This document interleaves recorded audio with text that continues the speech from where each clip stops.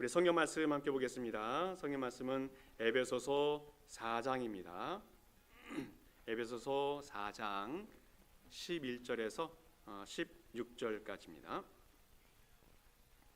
에베소서 4장 11절에서 16절까지 우리 교독하시면서 말씀 보겠습니다. 11절 제가 봅니다. 그가 어떤 사람은 사도로, 어떤 사람은 선지자로, 어떤 사람은 복음 전하는 자로, 어떤 사람은 목사와 교사로 삼으셨으니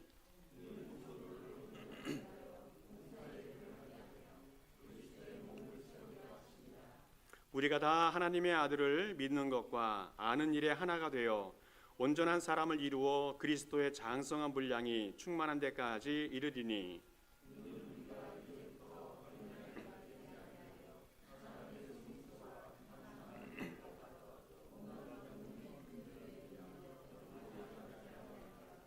오직 사랑 안에서 참된 것을 하여 범사에 그에게까지 자랄지라. 그는 어린이 곧 그리스도라.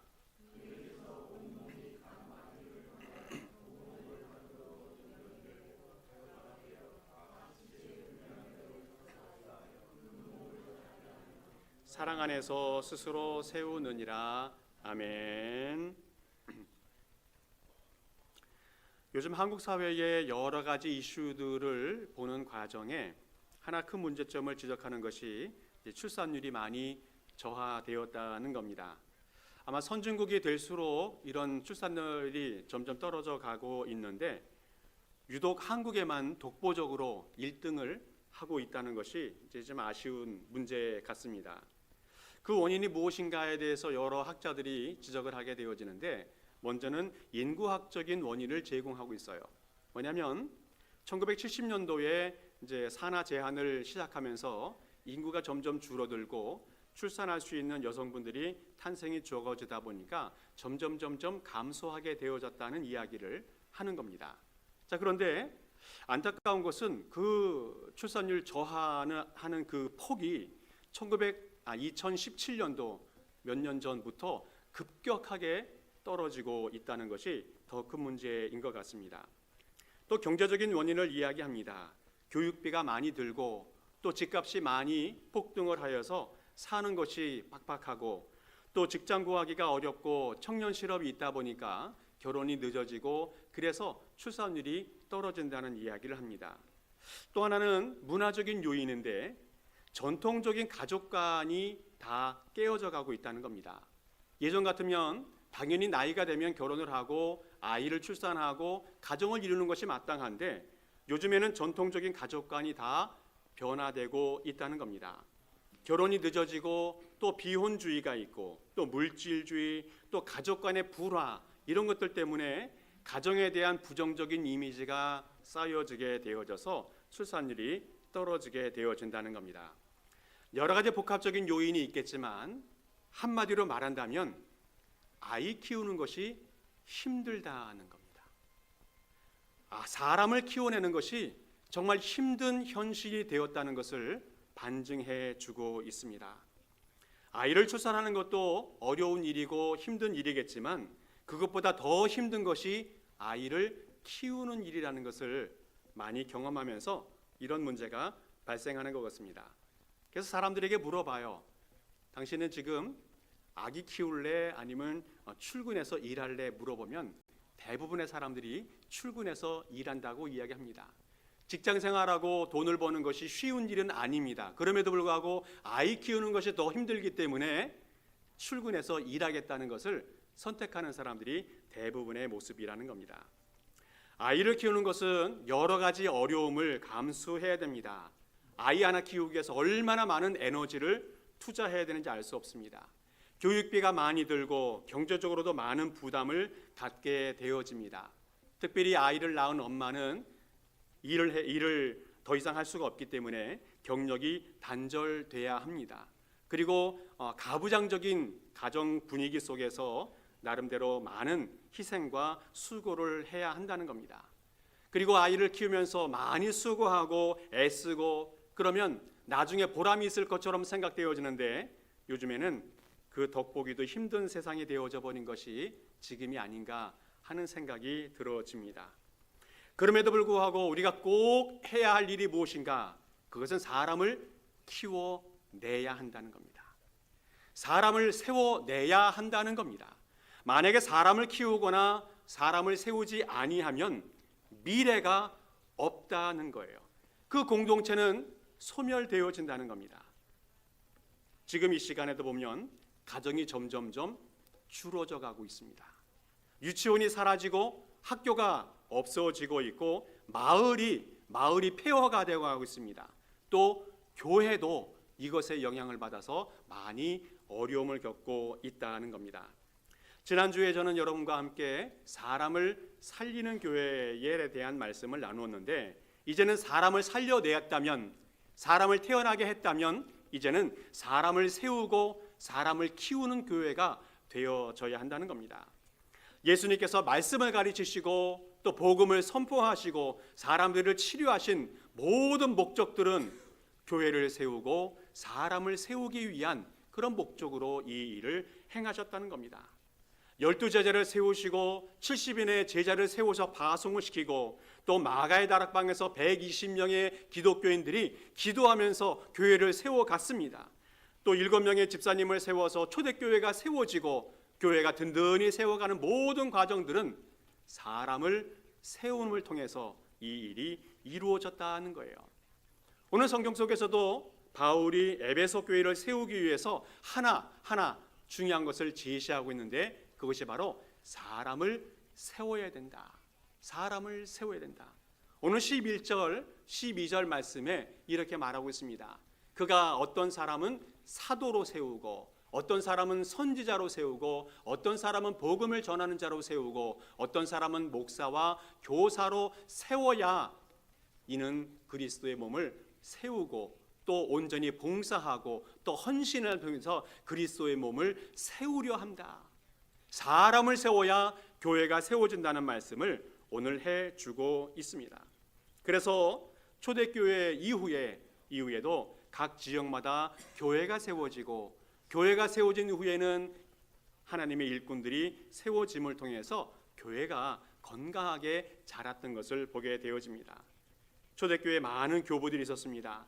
로마의 클레멘트, 안디옥의 이그나티우스, 폴리갑, 또 이레네우스, 저스틴, 정말 수많은 교부들이 교회를 세우면서 교회를 든든하게 세워갔던 것을 보게 되어집니다. 오늘은 하나님이 우리에게 맡겨주신 교회, 이 교회를 든든하게 세워가기 위해서는 사람을 세워가야 한다는 것을 알고 그 사명을 잘 감당하는 우리의 성도들 될 수 있기를 간절히 바랍니다. 먼저 우리가 기억해야 할 것은 우리 교회는 그리스도의 몸을 세우는 그런 교회가 되어져야 한다는 겁니다. 오늘 성경에서 세운다는 말을 헬라어에서는 오이코도메오라고 하는 말을 쓰게 되어지는데, 이 말은 두 가지 단어를 합성해서 만든 겁니다. 집이라고 하는 오이코스, 또 짓는다 도메오, 이 두 말을 합쳐서 만들어내었습니다. 한마디로 말하면 집을 세운다, 서로 집을 세워준다, 이런 의미가 이 세운다는 의미입니다. 처음에는 건물이나 빌딩을 세운다는 의미가 많이 사용되어졌는데, 시간이 지나가면서 빌딩을 세운다는 의미보다는 사람을 세운다는 의미로 많이 변화된 것을 보게 되어집니다. 그래서 신약 성경을 쭉 읽어보다 보면 그 이후에 하나님께서 신약 성경을 통해서 가장 중요한 주제를 준 것이 뭐냐면 그리스도의 몸을 세운다, 이 주제를 우리에게 주셨다는 겁니다. 그리스도의 몸을 세우기 위해서 사람을 세워야 한다는 것을 주님께서 우리에게 말씀해 주고 있습니다.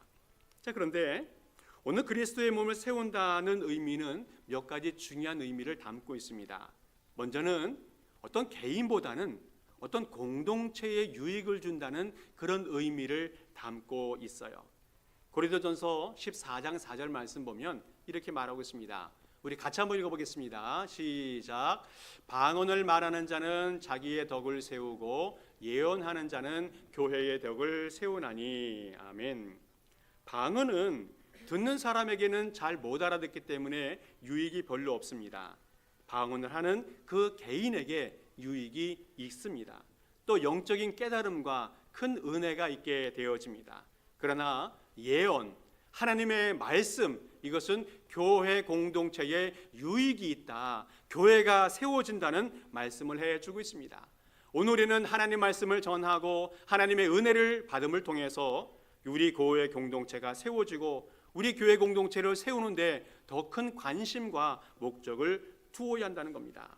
그리고 그리스도의 몸이 세워지기 위해서는 의도적인 노력이 필요하다는 겁니다. 의도적인 노력이. 로마서 14장 말씀에 이렇게 말씀하고 있어요. 우리 같이 한번 읽어보겠습니다. 시작.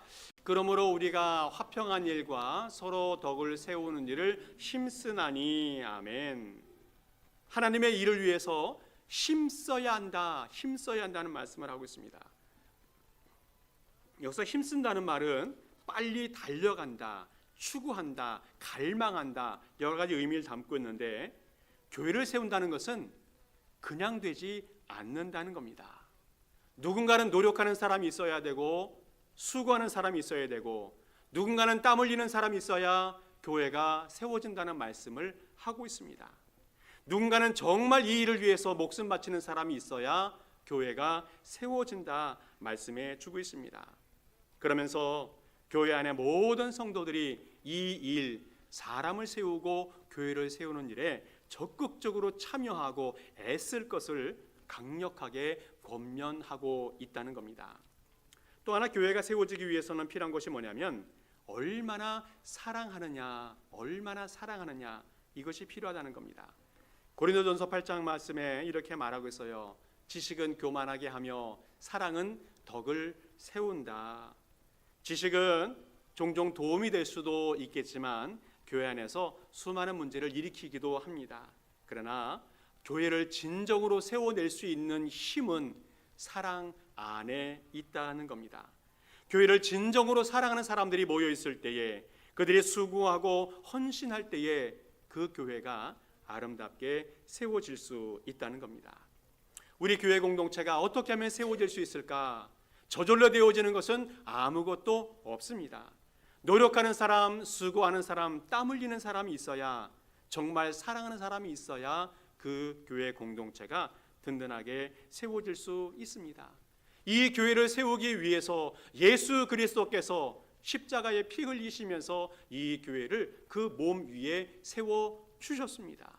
그 피 위에 교회를 세워 주셨습니다. 그리고 그 교회를 든든하게 세우기 위해서 수많은 헌신자들과 순교의 피를 통해서 교회가 발전하며 오늘날까지 오게 해 주셨다는 겁니다. 우리 교회 공동체, 이 교회는 보통 그냥 세워진 것이 아니라 예수 그리스도의 피 위에 세워졌고, 수많은 사람들의 순교자들의 피와 헌신자들의 수고와 땀 속에서 세워졌다는 것을 기억하면서 이 교회를 더 든든히 세워가고 우리 후손들에게 물려줄 수 있는 우리 성도 될 수 있기를 간절히 축복합니다. 또 우리가 교회를 세운다고 말할 때에 우리가 헌신이 필요하고 또 수고가 필요하지만, 그럼에도 불구하고 우리 마음속에 꼭 기억해야 할 것은 그래도 우리 교회를 더 잘 세워가야 한다는 겁니다. 더 잘 세워가야 한다. 어떤 사람을 세워야 할까? 어떤 사람을 세워야 될까?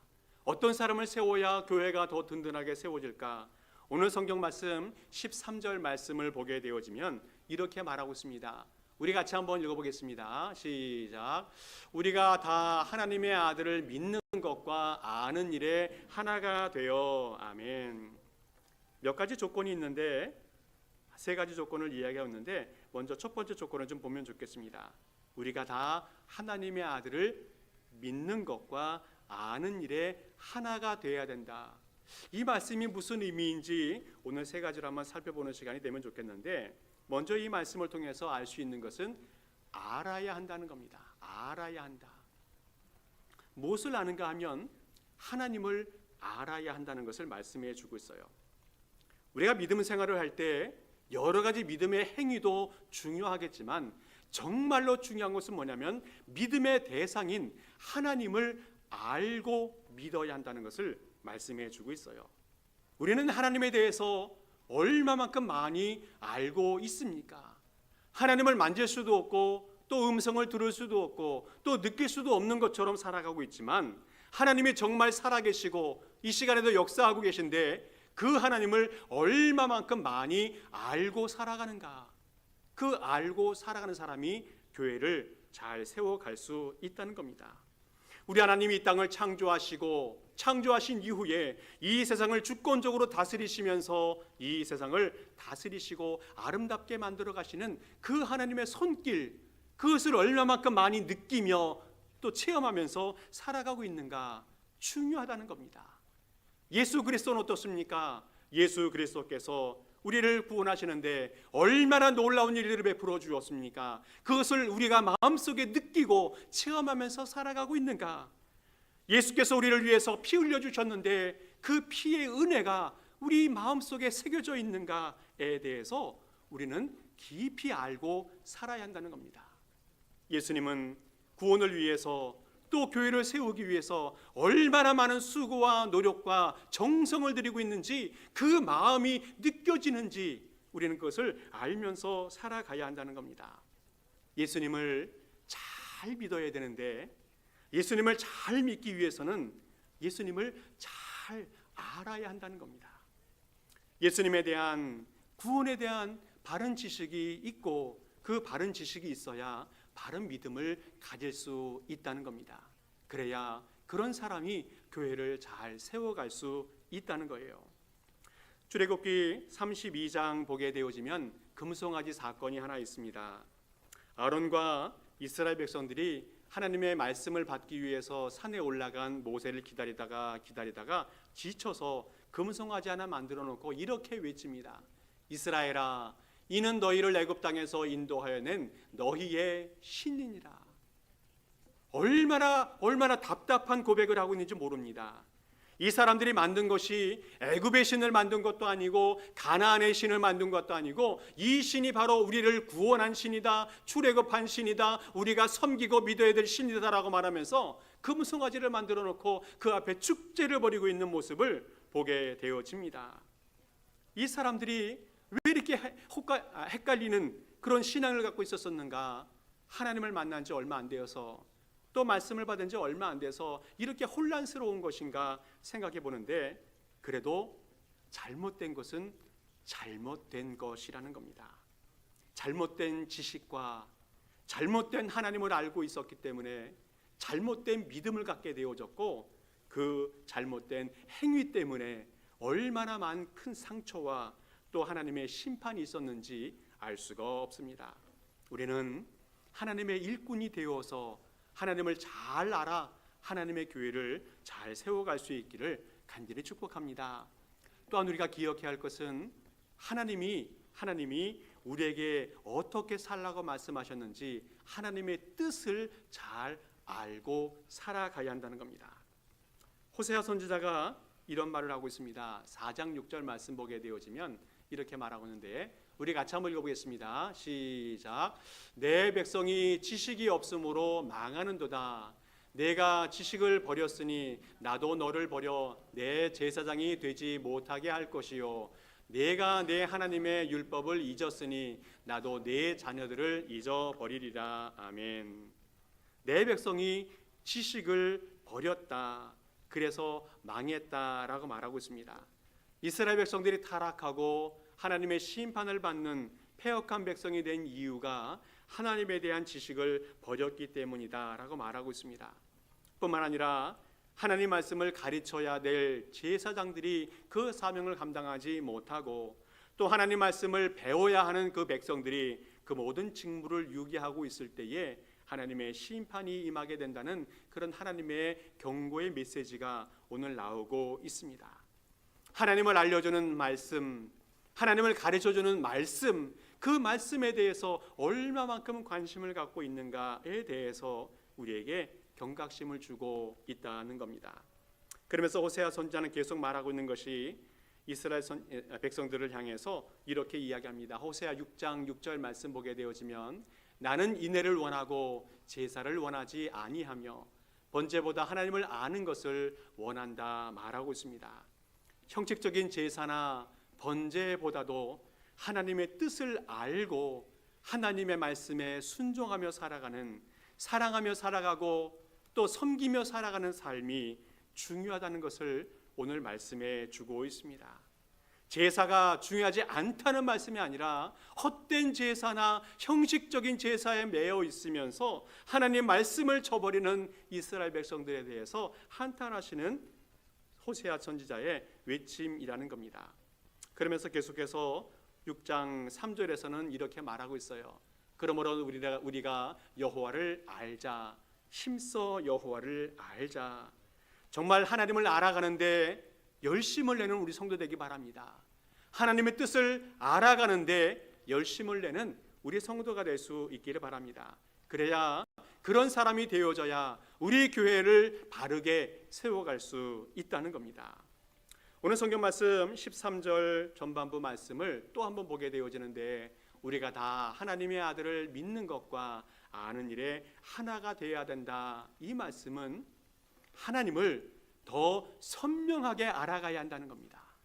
하나님을 더 자세하게 깊이 알아가야 한다는 말씀을 오늘 해주고 있습니다.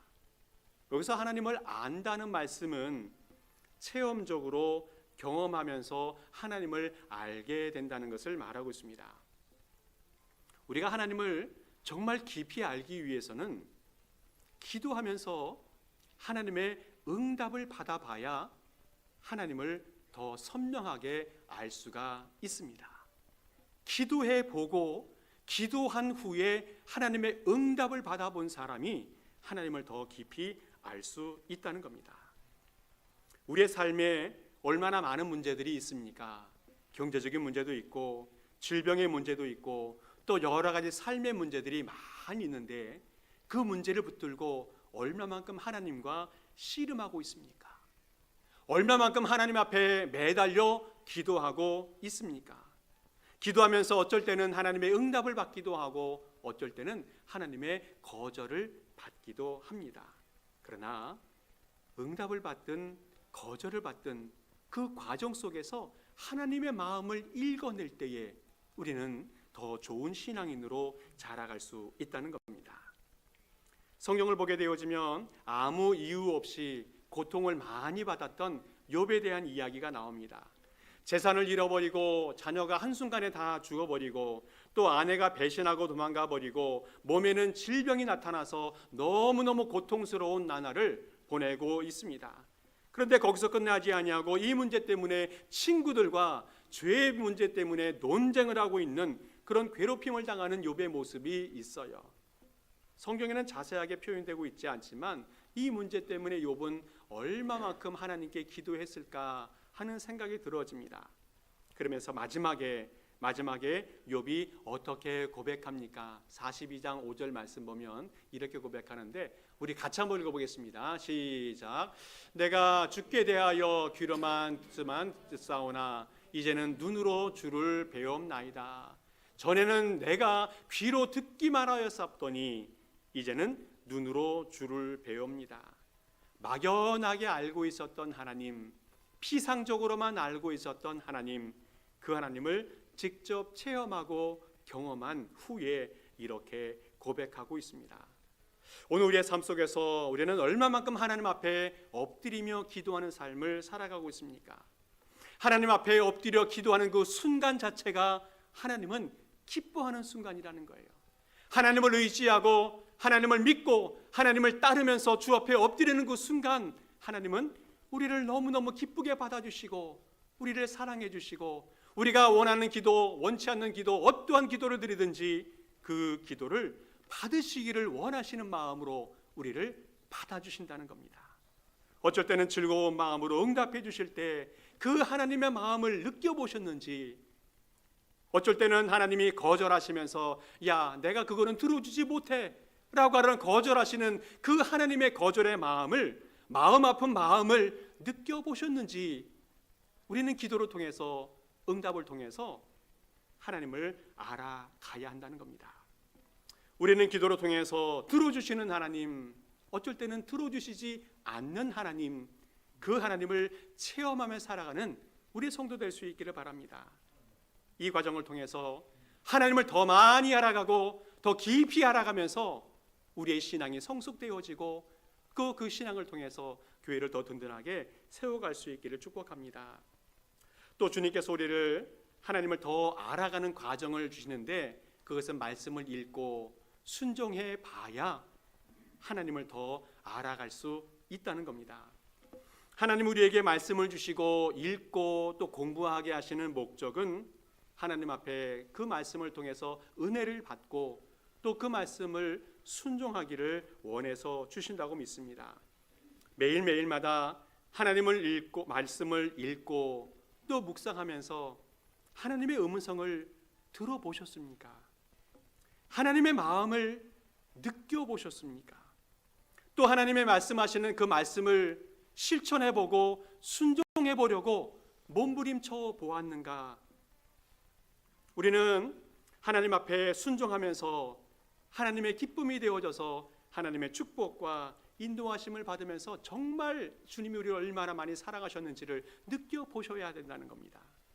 또 어쩔 때는 순종하지 못해서 하나님 마음에 합하지 못해서 미안하고 또 죄송스러운 마음이 내 속에 있는지 우리는 이것들을 경험해 볼 수 있어야 더 좋은 신앙인으로 살아갈 수 있다는 겁니다. 예레미야 선지자가 하나님의 말씀을 받고 그 말씀을 어쩔 때는 순종하고 어쩔 때는 불순종할 때에 하나님께서 임해서 어떻게 말씀하고 있습니까? 예레미야 20장 말씀에 이렇게 말씀하고 있어요. 내가 다시는 여호와를 선포하지 아니하며 그의 이름으로 말하지 아니하리라 하면 나의 마음이 불붙는 것 같아서 골수에 사무치니 답답하여 견딜 수 없나이다. 예레미야가 선지자로 부름받아서 하나님의 사명을 받지 않았습니까? 그런데 말씀을 외치는 것이 너무 부담스럽고 또 너무너무 답답하여서 멈추고 있을 때에 하나님께서 그 마음속에 불붙는 심령을 주셔서 그 말씀을 외치게 하시는 하나님의 은혜를 보게 되어집니다. 오늘 우리가 하나님을 믿는다 말할 때 하나님을 믿는다는 것은 하나님의 뜻을 알고 그 말씀에 순종하며 반대로 내 뜻을 꺾어내는 과정을 하나님을 믿는다라고 말합니다. 기도하면서 하나님의 뜻을 깨닫고 하나님의 뜻을 실천해 보면서 내 뜻을 꺾어가는 과정을 경험해 보셨는지요? 말씀을 읽으면서 말씀이 내게 말씀해 주실 때에 그 말씀을 순종하기 싫지만 그래도 한 말씀이라도 실천해 보려고 노력하고 순종해 보려는 그 몸부림이 있었는지, 그것을 통해서 이런 경험들을 통해서 우리는 하나님을 조금씩 더 많이 알아갈 수 있다는 겁니다. 기도를 통해서 말씀을 통해서 이런 경험들을 경험하지 못했다면 하나님을 안다, 하나님을 믿는다 라고 말할 수 있는지 의심해 봐야 한다는 겁니다. 하나님의 일꾼은 이런 과정을 통해서 하나님을 더 깊이 알아가고 더 깊은 신앙의 차원으로 나가게 되어집니다. 그래야 하나님의 교회를 든든하게 세워갈 수 있다는 겁니다. 오늘 마지막으로 또 하나 볼 수 있는 것은 우리가 다 하나님의 아들을 믿는 것과 아는 일에 하나가 되어야 한다는 것은 우리 모든 성도들, 우리 교회에 있는 모든 성도들이 하나가 되어야 한다는 말씀을 해주고 있습니다. 우리 성도들은 다 여러 종류의 사람들이 모여서 다양한 경험과 또 다양한 생각을 가지고 있습니다. 그럼에도 불구하고 그 다양성이 존중되어야 하지만 그럼에도 하나가 되어야 한다는 말씀을 해주고 있습니다. 다양한 사람들이 모여서 다양한 색깔을 가지고 있지만 다 녹여낼 수 있는 것이 우리 교회의 능력이 되어지기 때문에 그렇습니다. 예수님의 제자들을 보게 되어지면 대표를 든다면 베드로하고 요한을 들어볼 수 있겠는데 이 두 사람은 성격이 너무 달랐던 것 같습니다. 베드로는 불같은 성격이어서 나서기 좋아하고 금방 타올랐다가 금방 식어져 버리는 어떤 다혈질 같은 사람이었습니다. 그럼에도 불구하고 요한은 반대로 여성적인 부분이 많았고 또 소극적이고 또 열정도 좀 적었던 그런 사람이었습니다. 살아온 환경도 다르고 생각도 다르고 성격도 다르고 너무너무 달랐지만 서로가 화합하면서 또 연합하면서 교회를 잘 세워갔습니다. 두 사람은 하나님 앞에 성숙된 제자의 모습을 가지고 있었기 때문에 이런 일들을 감당할 수가 있었다는 겁니다. 오늘 우리 교회가 사람을 살리는 교회, 사람을 세워가는 교회가 될 수 있기를 간절히 축복합니다. 오늘 임직자를 선출하게 되어지는데 임직자들이 그런 마음을 가져야 하고 뿐만 아니라 우리 모든 성도들이 그런 마음을 가질 수 있기를 바랍니다. 더 좋은 신앙을 가진 성도들, 더 많이 배워서 하나님을 더 많이 또 하나님의 뜻을 더 많이 알아가는 성도들이 되는 그런 마음을 가질 수 있길 바랍니다. 또 우리에게 맡겨주신 우리 교회에 대한 더 많은 책임을 좀 가질 수 있기를 바랍니다. 그리고 그 교회를 더 많이 사랑할 수 있기를 바랍니다. 그래서 우리 모든 성도님들 더 좋은 교회 만들어가는 우리 모든 성도 될 수 있기를 간절히 축복합니다. 함께 기도.